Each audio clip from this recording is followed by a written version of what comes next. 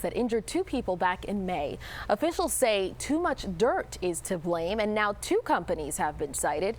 According to the Washington Post, the District of Columbia's Department of Consumer and Regulatory Affairs said a construction company and a landscaping firm dumped too much dirt on top of the 3-story garage. The collapse forced several businesses to close and led to flooding in the garage that damaged a few dozen cars there. The hotel is undergoing a $125 million renovation. Buckingham Palace says a video showing Queen Elizabeth II giving a Nazi salute is being exploited. London tabloid newspaper The Sun published the footage. The Queen was only 7 years old at the time with her sister, mother, and uncle. The home video was taken the year Adolf Hitler came to power. Experts say the true extent of Nazism wasn't known until well after this video was made. It's a real shame that they had to put that out there, but people will do anything to sell papers. Well, she was too young to realise what she was doing, and she was being influenced by older people.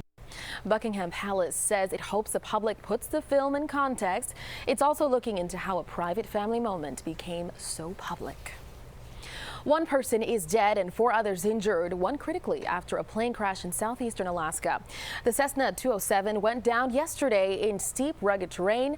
The plane was operated by Wings of Alaska, which flies scheduled passenger service to small southeast Alaska communities.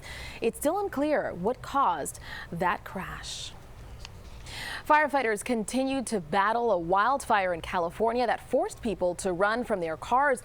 On Friday, the fire jumped Interstate 15 and destroyed at least 64 vehicles in San Bernardino County.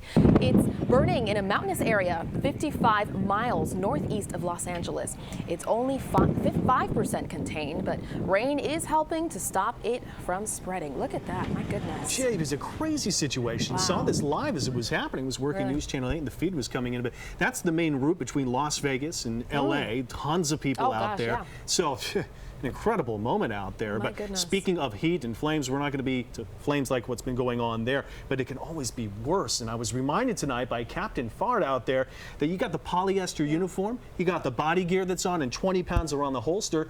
Having to deal with that in the heat and humidity going on. Those ladies and gentlemen keeping us safe. We salute you out there for going through what's going here. And let's look at the heat advisory. Sunday from 1 till 8. It's going to feel like 105, possibly as hot as 109. And those in fire, police, hope to goodness you stay safe as well. So these advisories show you in the heat index what that actually means. The air temperature, always taken in the shade, but you got to combine that with the humidity.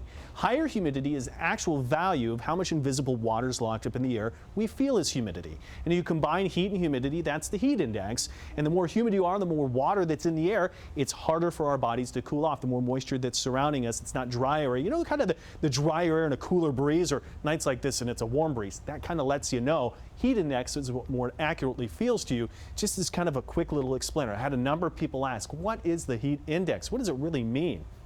Cluster of storms, Ohio, southward movement, the eastward movement fading fast. That's good news. Should not have overnight morning rain showers. High temperature Saturday was actually below the average high in Washington. High humidity still did not feel good.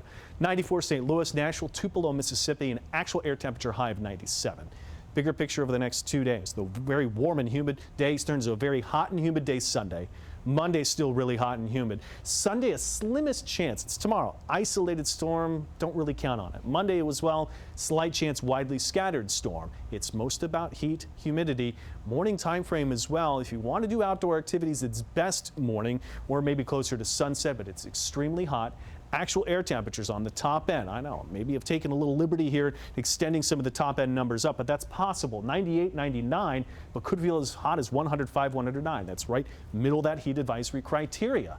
There's the chance of some overnight storms, and especially for that hot and humid, chance there could be some stronger, possibly severe storms. That's something to keep in mind as well, but it's more of an afterthought as well because it is about the heat and humidity. Monday, still mid-90s, could feel like closer to 105 with that heat index. 7-day forecast. Let's talk heat safety. Think of your pets too. Shady areas, grassy areas, and fresh, cool water to make it available to them. Keep them cool.